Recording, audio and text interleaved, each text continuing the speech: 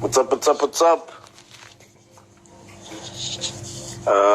We're now live for our live chat.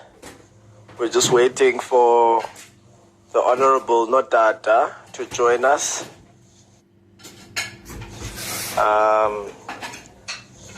We're just waiting for the Honorable Nodada to join us. I see he's online.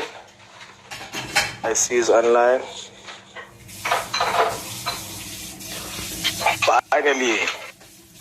Management of that. So a university will be set up in two ways, right? So firstly, they'll come up with the university statute based on the act. And then secondly, they'll then set up a council. Thirdly, they then obviously have what we call executive management or management that will run the operations of the institution. But in setting up the governance structure, you will have what we call Senate. So Senate is basically the body where all the academics sit to basically discuss the curriculum, enhance basically the academic portion of things. Council is in the governance side of things. Then you have executive management that deals with operations. So then universities set up their own policies. And I want to come to this thing of the role of student leaders. So universities, because they are independent bodies, they then have their own policies that they set up to govern how the institution will work. So they'll have a policy in terms of what is our tendering process. They'll have a policy in terms of what the supply chain would be, the HR, what are the student support services set up going to be. So that's basically how they operate. And they will set up all those policies, right? So they'll have a gender-based violence policy and whatever the case may be. They also have what we call an intellectual policy.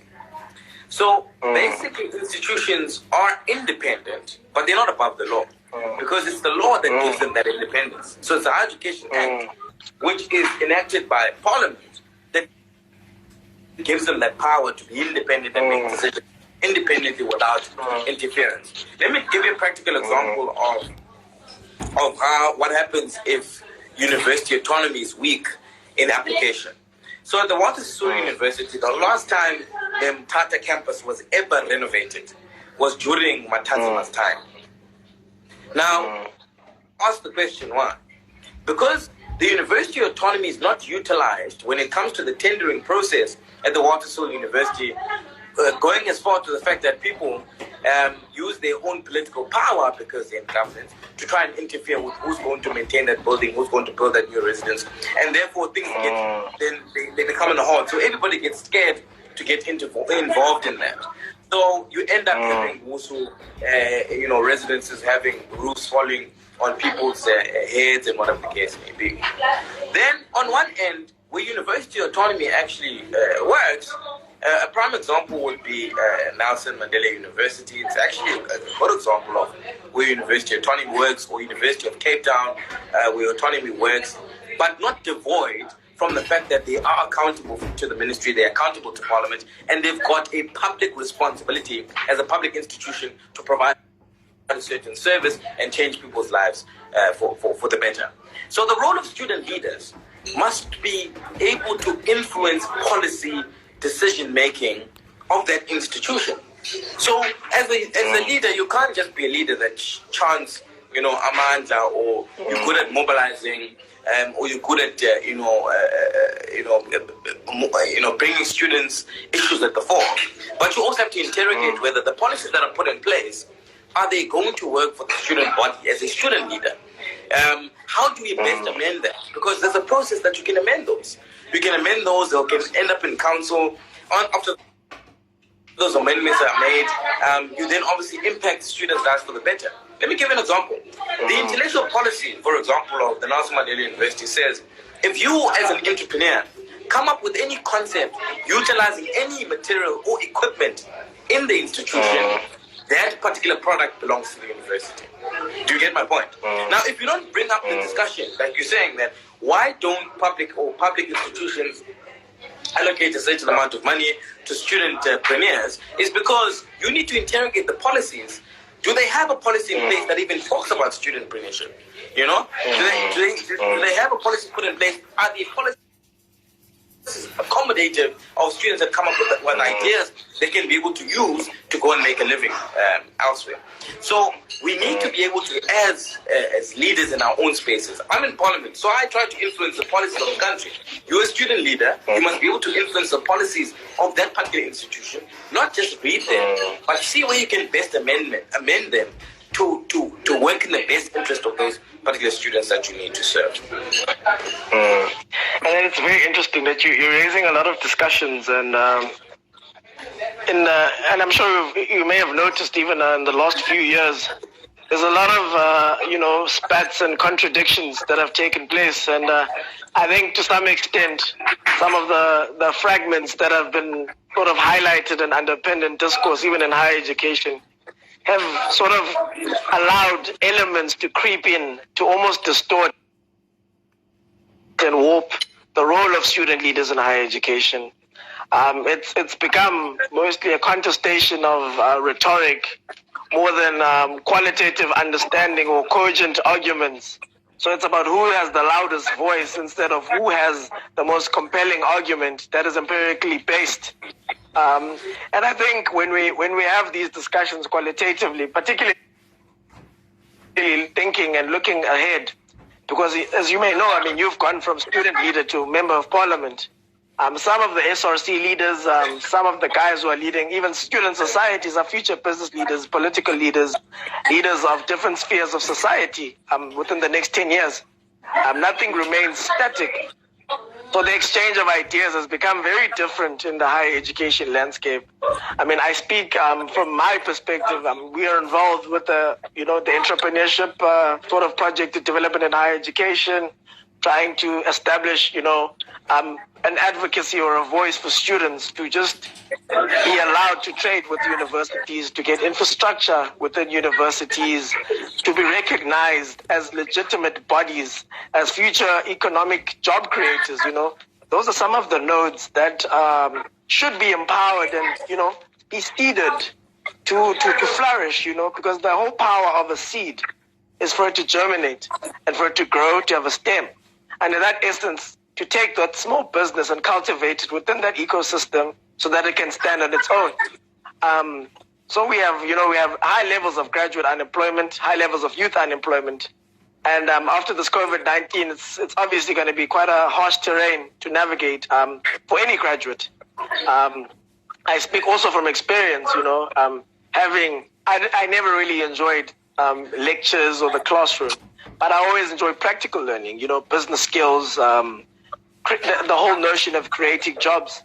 But the textbook doesn't teach you that,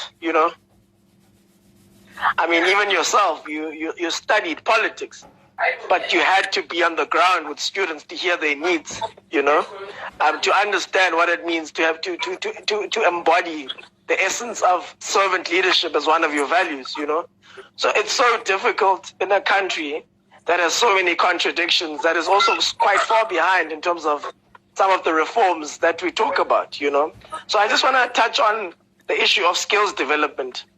And I know it's something you're very passionate about. We have also a bit of an anomaly, a mismatch of skills in our economy. So there's always the argument. Obviously, you graduate, you don't have experience. Or you don't have the education, but you may have had the experience. There's always that catch-22. And then the other argument is that if a country is industrializing or on a development trajectory, such as South Africa, and we've got huge investments in infrastructure, is it then savvy to make TVET colleges more fashionable than universities?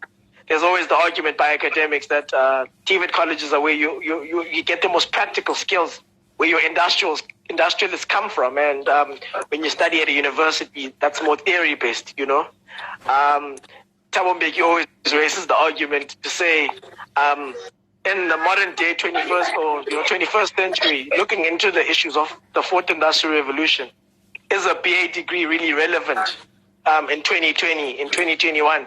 The struggles are different. You look at even the business leaders. Most of the guys have, senior guys have BA in history, BA in literature, and maybe in a country like South Africa, you need more STEM-based educational foundations. Your technologies, your coding, computerized BScs, geosciences, engineerings in all its forms. Do you think that we're in the right direction in terms of a skills development reform from a policy perspective to drive industrial agendas in higher education? Do you think that maybe if we were to make TVETs more fashionable than universities and encourage people to go to TVETs, do you think we'd stand a better chance to leverage off the 4IR? And just maybe briefly, some of the skills required, do you think that South Africa is even ready for 4IR, considering its inequalities and the fact that even this COVID-19 has some form of elitism attached, because only those that can afford connectivity and Wi-Fi can have such a discussion digitally like you and me? Do you think we're ready for all of these revolutions, industrially and technologically? Yeah, so basically I'm going to answer your question threefold, right? The last one will be whether we're ready for 4IR. The second one will be how the higher education sector needs to be set up for us to be able to develop the right skills for one, employment and entrepreneurship. And then the first one I want to address is how our education sector needs to be set up. So to answer your question is partly, right? So partly, it's not like we are completely off the radar, we can't set up anything, right? I would say partly.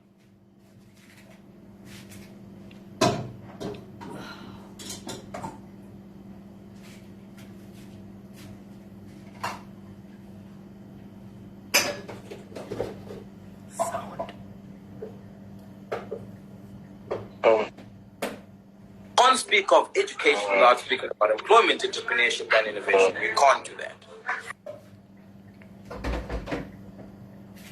Something that basically in Taiwan they do, which is their philosophy. What problems are we trying to solve, right? Therefore, understanding what problems we're trying to solve as a country, what skills do we then need to develop? After noting that these are the problems that we need to solve, these are the skills that we need to develop, what curriculum do we then put in place to make sure that we skill these people with the relevant skills to solve the problems that we need to solve, right? Then, in them doing that, they've got a certain approach, a four-pronged approach in terms of the education. One is theory. What do I mean by theory? Your lawyers, right? Your doctors, right? Your accountants. Those are theoretical studies, right? Your anthropologists, all of these other things, right? So they've got a theoretical study. Then they've got what we call technical study. Your engineers, right? Your plumbers, your artisans, those people that have technical skills that need to physically be there to solve a particular problem. Then they've got what we call innovation, right? Innovation are people that robotics, they'll come up with machines that can refine our diamond and gold and, things that can be innovative for the country, right? They also contribute, by the way, to solving our problems and coming up with innovative ways. As we are now in a particular pandemic, what innovative ways do we put in place to make sure that education goes forward, right? Without prejudicing somebody who doesn't have a 3G network as Lalini, compared to somebody like me and you who can chat over Instagram. Then the last philosophy is, what life skills do we teach you to get by in life? What do I mean? At primary level, they teach you what the revenue services does. So SARS, for example, what is tax? They'll teach you what that is. How do you pay up your tax and whatever the case may be? What are rates? What are transfer costs? What is a business plan? They teach you all these life skills that you're going to come across in life anyway, right? So I'm pretty young, and I bought my first property, I think, 2 years ago, right? I didn't know what transfer costs were, right? But yes, somebody who's studying accounting might know that, or business, But an ordinary person who is going to come across those things is not going to be privy to that because the life skill is not taught in them, right? Then when you've got this four-pronged approach, where do you filter these people to? You filter these people to universities, TVETs, and what we call CETAs, which are skills development entities, right? So it's not even a question whether TVETs must be fashionable or not, right? Because one, we've got a problem of water in South Africa, right? Obviously, we need people that are going to be building infrastructure to reticulate the water to get to your house as Lalini. We've got a problem of electricity, right? We've got agriculture. You know, we've got mining in South Africa, right? How do you teach these people technical skills to refine the very resources that we dig up off the ground so that they can be able to be and ultimately we can use them as a product to go out, right? So you have to channel those theory to universities, those that have or technical skills to TVET colleges, right? And universities and TVET colleges must be able to adopt one another so that they can be able to be successful in terms of whatever infrastructure is set up in place to set up the future of the country for success. Those that are innovative, you need to be able to create hubs. I mean, we talk about the square kilometer array in South Africa. People don't even know what the square kilometer array, but it's the darkest space in the Northern Cape where we can utilize the galaxy for big data. We've got a problem now where some places don't even have 3G network. Then when I'm talking about 3G network, you can't even go on Instagram. Do you get what I'm saying? You can't even go on zero-rated sites. It's pointless, you know what I mean? But if we still keep the spectrum at what it is, and we don't enhance the network, then we're going to have the problem for those that want to innovate, right? And then what we must always do, our life skills. Our life skills are firstly about understanding our past. So history must be compulsory for everybody. But also the life skills that I just spoke about. You know, what is SARS? Not just teach people in life orientation about HIV and AIDS. I'm not saying it's not important. But teach them about other technical skills that they're going to require as they go by life, you know? Things that they're going to come across. And I think we've come across it. The Constitution. The reason why South Africans, particularly in rural and location areas, can't question either councillors or mayors or ministers or even the president for that matter is because they don't understand what their rights are. They don't understand what the responsibility of parliament is, what the executive is, what is the difference between the two, you know, what is the difference between managing, you know, governance versus political, you know, affiliation. What is the judiciary supposed to do in this instance? What are the capitalized institutions? How can they access them? So if you don't teach people that at a basic level, ultimately they won't be able to have that knowledge to begin with, right? So so that life skills must be a general thing. Innovation must go to CETAs, technical skills to TVET colleges, and then ultimately the theoretical studies. Then whatever curriculum you're going to develop for those particular spheres of study, you must be able to solve your problem as a country. One, what problems are we trying to solve, right? We've got load shedding issues here. We've got water there. There's no jobs there. So you can't be developing the wrong skills and expecting people to go work. You know, this is a very difficult discussion to have. I studied a BA, right? If I was not in politics, I'm sure, as maybe fortunately for me, I had offers after I left my honors to go to the US Embassy or the National School of Governance. Maybe I would have worked somewhere, right? But if you're going to accept people in the BA Arts, you can't take 1,000 BA Arts people and then take 100 engineering. It doesn't make sense. You need to be able to curb your numbers. You need to be able to have numbers to say, I can't take more than 100 anthropologists. Students, you know, anthropology students. Where are they going to work if there's 1,000 of them? You know, where are they going to find work, right?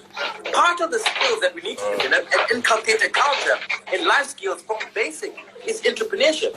Entrepreneurship needs to be a course of study on its own. I'll tell TVET college students, you'll find artisans, right? They're qualified in electrical engineering, or they're qualified or they're a plumber, right? But they don't go and think, I'm qualified, I'm an artisan. I can go and register and do this work myself. All they want to do is, how can I be employed by the municipality? How do I get employed? But they've got a skill that they can use for themselves without having to get employment anywhere else, right? So it's also a mindset shift that you need to take, that this thing of people making people feel, for lack of a better word, useless because they're studying a technical skill or they're going to be seen less in society is nonsense, you know? If you're a plumber, you've got a particular skill that nobody can take away from you for life. That skill you're going to have for life and everybody's going to need it. Whether you're studying accounting, medicine, or you're in a university for that matter, that shouldn't bother you. What should bother you is that the skill that you have, are you going to be able to use it for your own livelihood, but not only for your own livelihood, but to solve the problems that we have in the country. So that's basically the mindset that we have to have. And that culture must go into TVETs, it must go into universities, and it must go to CETAs, Whereas we're developing the right skills for the economy, we're developing the right skills for entrepreneurship, we're developing the right theoretical skills in terms of accountants, lawyers, and whatever the case may be. But also, most importantly, we're developing the right technical skills. And we must be able to curb the numbers. Because if we don't curb the numbers, and you take too much of the historians, for example, then you are going to set up those people for failure. Then the last part of the question is about whether we're ready for innovation or for the fourth industrial revolution. By the way, the fourth industrial revolution has been happening. We might be talking about the fifth or the sixth, if not the 10th industrial revolution. The mistake we must never make is want to find out how a PlayStation 2 works instead of creating a PlayStation 10, right? For our own niche environment. You know, in Taiwan, you will never see a police on the street, but there are cameras in everywhere. You will never see anybody policing people where they throw their dustbin because they've got what we call recycling spaces. All of these things are digital. All of them are digital, right? Everything you can think of is so digital.